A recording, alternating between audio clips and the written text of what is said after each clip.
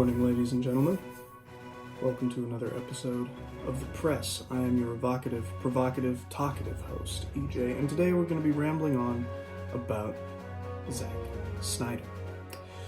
Zack Snyder is sort of the gift that keeps on giving in the comic book world. Every now and then, people will mention that they want the Snyder cut of the Justice League, or they bring up the old Martha scene from Batman v Superman, and it gets a lot of mileage, but every now and again he throws his hat back into the ring. Every now and again he comes out and says things like, Batman kills, get over it. Which, as you might expect, if you know anything about Batman, one of the big things about him is he never kills in the comics. He always maintains that moral line. So where does Zack Snyder get off saying that Batman kills? Well, first of all, I want to establish before we get into this that while I don't like everything Zack Snyder does in the Batman v Superman movies, in Man of Steel and Batman v Superman, in the original draft of the Justice League, from what we understand of it before Joss Whedon took over, I don't agree with everything. I'm not a huge fan of Man of Steel's portrayal of John Kent. I think that was handled better in Batman v Superman. And I don't really like his Lex Luthor. I think his Lex Luthor was a little too focused on Superman, when Lex Luthor should see Superman as more of this do-gooding annoyance who just keeps getting in the way. So, with that out of the way, I do like that his Batman kills. I understand why his Superman killed in Man of Steel, because he's been faced with a choice. Either the planet that adopted and raises you dies, or the last Kryptonian dies, and the last Kryptonian is going to make sure that happens. It's not an easy choice, and it destroys Superman when he makes it. He breaks down in tears when he has to do it. So I think it's okay that Superman killed Zod in Man of Steel. I think that in the defense of innocent people, sometimes blood has to be shed. The blood of villains is not as valuable as the blood of innocents. I'm sorry. And as for Batman, there's just no way that you can go around inflicting the kind of trauma he inflicts on people and not kill them from time to time. But that's beside the point. That wasn't the point that Snyder was going for with his version of Batman. His version of Batman is damaged. He's defective at this point. He's come out wrong because his Robin, probably Jason Todd, we may never know, was killed by the Joker. Maybe. We may never know because Jared Leto torpedoed that particular debate when he just absolutely ruined the character. But his Batman has broken. His Batman is no longer the Bat he's supposed to be. And I think it's a little more evident if you watch the director's cut of Dawn of Justice than the theatrical cut. But in general, the evidence is there. It's just not quite presented to the audience as effectively as it could have been. That is the reason that Batman kills. That my theory has always been the real Joker killed Jason Todd, Batman killed the real Joker, and now he's realized that it's much more simple to just not care about villain life, to assume that villain blood is less valuable than innocent blood, and go out and just use guns now. Because there's a lot of evidence that he doesn't do that. He hasn't done that before, and this is a change for him. And on top of that, it would really help that sort of thing would explain why Jared Leto's Joker doesn't really feel like the Joker. He feels like a kid trying to copy his style, trying to be like him, and fill that power gap that is now in Gotham City, when he really doesn't get what makes the Joker the Joker. It would also explain why Batman hasn't killed him yet, because if Batman kills and Joker killed Robin, then why didn't Batman kill Joker? I think he did. I genuinely think the first Joker killed Robin, and Batman killed him for it. And that was the watershed moment. I think that's what Zack Snyder was going for, and I think that helps to explain why A lot of the events of Suicide Squad feel really disjointed from narrative sense. Editing debacles aside, that movie had 2 edited cuts, and the theatrical release was a mash of the 2 with no concern for the stories each one was trying to tell. But it might help explain why the Joker, specifically in that movie, just isn't the Joker. But anyway, going back to why that conflict would happen in Dawn of Justice the way it did, why would Superman care that Batman is killing people now? You kind of want to look at the relative age of the characters. Superman and Batman started work when Superman was about 15 years old. Now, ask any 15-year-old who their favorite superhero is, there's a really good chance they're going to say Batman. So Clark Kent, as a 15-year-old growing up with these powers that he doesn't get to use, that he can't come out and just use his abilities the way everyone else gets to because he's more than human, might see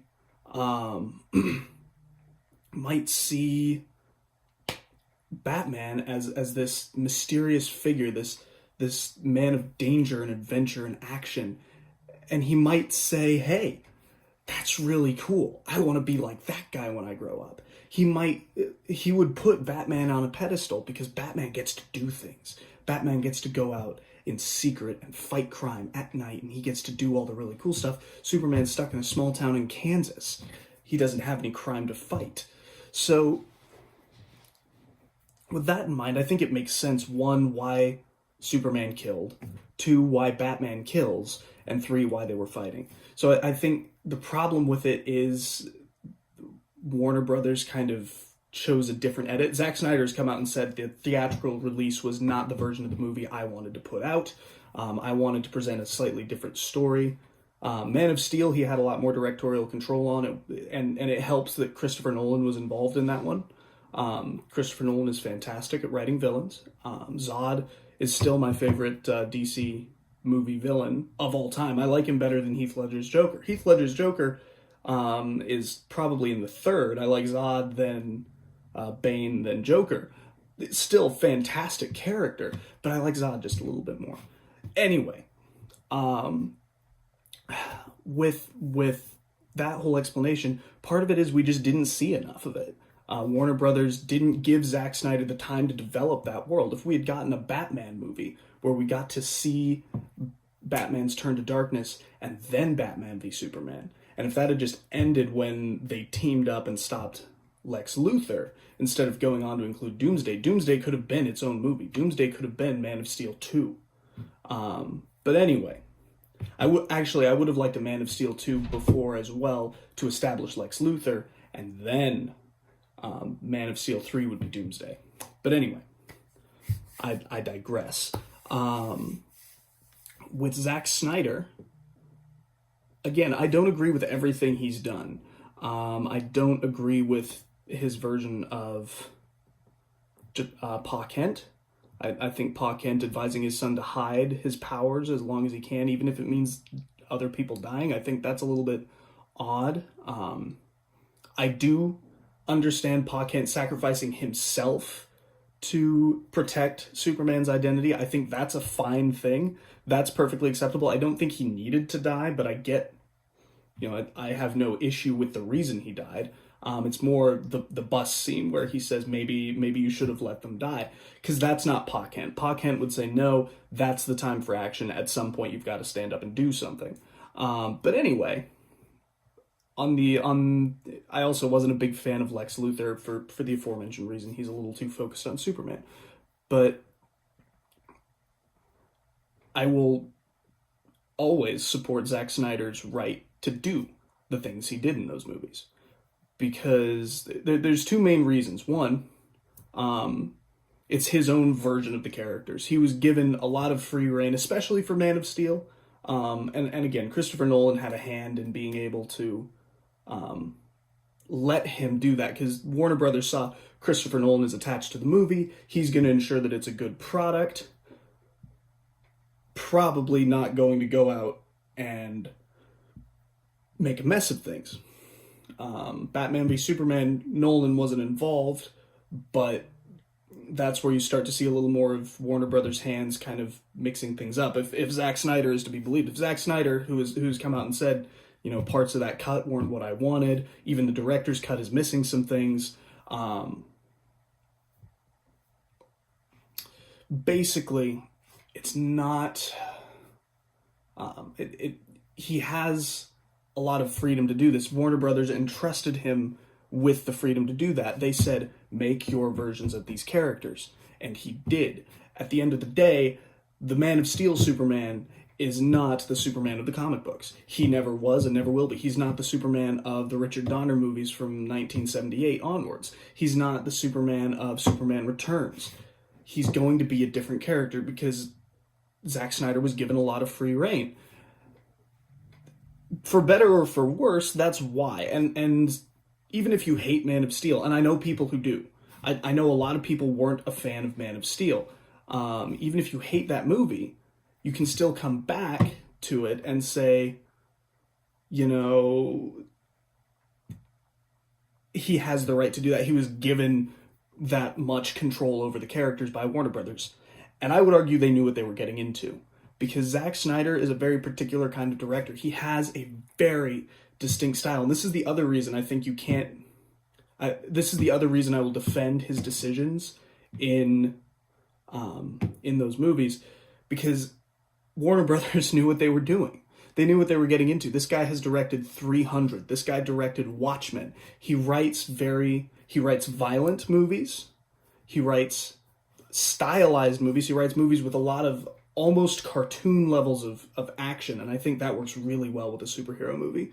And he writes kind of dark and subversive movies. He writes movies that take the things we love and show us kind of the gritty underside of it. I go back and forth on that. I need to establish things before I can subvert them in my mind whenever I'm going through something.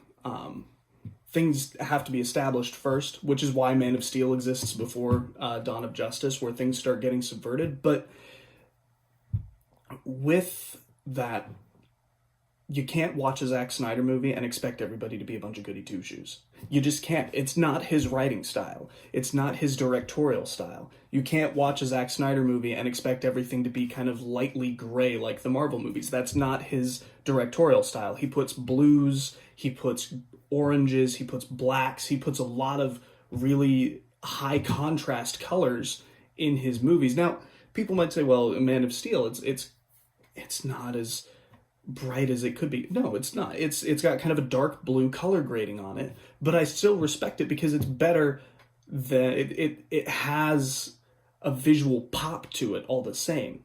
It's using that as well to establish that this is not a brightly colored cartoon world. This is a world where things kind of suck. This is a world where they need a superhero. They need a Superman. And if you look at the Justice League movie, one of the great things they did there was they brought more color in. As Superman's costume is now the bright blue with a bright red cape, they've made him more like the classic comics because he's come full circle. He's had his full arc. And that's the other thing about the Zack Snyder movies is those characters went through a multi-movie arc. They didn't develop once and then revert back to their original state at the start of the next movie like the Marvel characters do. I look at Tony Stark, who's been making the same realization for the past 10 years, who's been making the same developments ever since Avengers 1, I would say, was the last time he really developed in a meaningful way. He just keeps resetting at the end of at the beginning of every movie. He comes back to where he was, makes basically the same promises, makes basically the same efforts, and nothing is ever made of you keep sliding back into it. It's just accepted that he's going to throw away his armor, he's going to give up being a superhero, and he'll be back in the armor by the end of the next one. It was especially jarring in Age of Ultron, when after Iron Man 3 he blows up all his armors. It's never mentioned.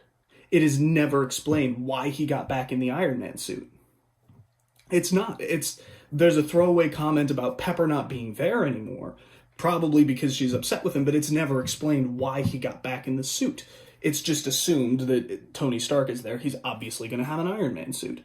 So these characters had multi-movie arcs. Superman did not develop and form in a single movie. He didn't do the Richard Donner thing, and this is my only criticism of those movies, of the first two movies anyway. The third and the fourth aren't as good, but the first two movies, my only major criticism is that, and actually the Donner cut of the second movie is a lot darker than the theatrical release as well. It's a lot more serious.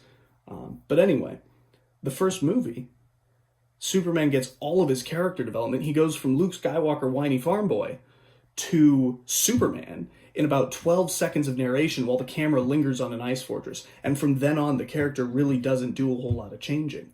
Whereas in the Zack Snyder movies, he's always questioning himself. He's always kind of pushing his limits and seeing is this the right thing? He's trial and error. He makes mistakes. And I find that much more appealing. I like a Superman who can make mistakes. He's supposed to be aspirational, absolutely. He's supposed to be someone we can look up to and someone who's doing his best and doing better than the average person, and he is, but that doesn't mean he can't have flaws. And I think that's what a lot of people's perception of Superman is missing. It's kind of interesting to hear the argument, well, he's perfect, he's got all the powers, he's never wrong, he's just boring to watch. Well, okay, we'll give you a Superman who's not the strongest person in the room, who's not a highly trained combatant. We'll give you a Superman who's got doubts and questions and isn't sure of himself and isn't sure if he's making the right decision and is punished by the world when he makes the wrong decision. And then they're like, oh, he's too dark. That's not Superman. So make up your mind. But that's beside the point. What it boils down to is Zack Snyder was given the authority to write those characters. He was given the authority to write those characters with Warner Brothers knowing what kind of a director he was. With Warner Brothers knowing what he was probably going to produce. They saw what he produced and they gave it the green light. Now, I think a lot of that was enabled by Christopher Nolan's attachment to the first movie. But even if you don't like those versions of the characters, you're welcome to. You are more than welcome to dislike it. My brother hates those. He likes Man of Steel. He hates Dawn of Justice with a passion. It's one of his favorite movies to get a narc on over. And that's fine. That's totally fine because he's doing so with the understanding that it was Zack Snyder's direction he wanted to take with it. And he's upset with the concepts, but he still acknowledges that Zack Snyder was given that authority. He's much more resentful that they didn't keep Christopher Nolan on because he loves the Nolan Batman movies. And I like them. I think they're fantastic. Dark Knight is wonderful. I like Dark Knight Rises a lot more than a lot of people did, as I recall. It wasn't as popular, but I absolutely love it. Batman Begins is probably my favorite, or one of my favorite superhero origin stories out there. But when it all comes down to it, that's not the way it happened. And I think Zack Snyder is totally within his rights when people say, Batman doesn't kill. Well, his Batman kills. Warner Brothers decided to let it go. They let the film go to print. Zack Snyder's Batman kills. Or killed. Maybe he's stopped. Maybe he's decided, I'm done killing. Maybe now that he's got Superman back, he's turning around and becoming more hopeful. Maybe that's his arc. Who knows? But the idea that as a fan you have ownership over a property only goes so far. Absolutely, fans are the ones who drive entertainment. Fans are the ones who provide the money to produce entertainment. Fans are the ones who tell you what works and what doesn't, what entertains them and what doesn't. But authors still have the right to say, this is my decision. This is how this is going to work. Now, if it's a good decision, it'll be rewarded. And if it's a bad decision, it'll be punished. And they are welcome to stand by their decision or reverse their decision to an extent. There's a limit to how far you can reverse decisions. And J.K. Rowling is finding that every day. She's running out of rope on that one. And that's a video for another time. Thanks for watching. I'm just rambling on. Hey, did you enjoy the content? Well, go ahead and like the video and subscribe. It'll really help out the channel. Thanks.